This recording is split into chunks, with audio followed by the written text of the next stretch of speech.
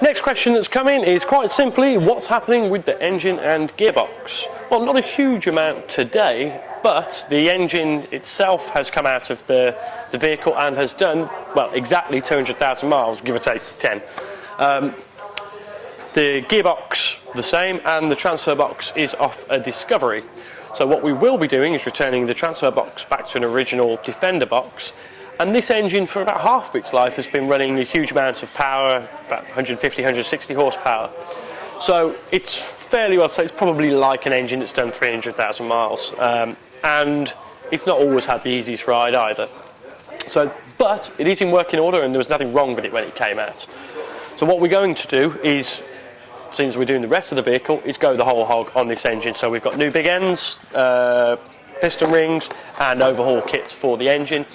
So at a later date, and probably in the next series, we will disassemble and refurbish the entire engine. Currently it's got timing gears and various other modifications done.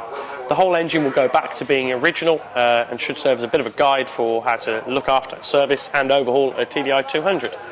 The gearbox itself, upon inspection, is absolutely fine. There won't be a huge amount done to that. We will replace all the seals and things, but aside from that, it's not too bad.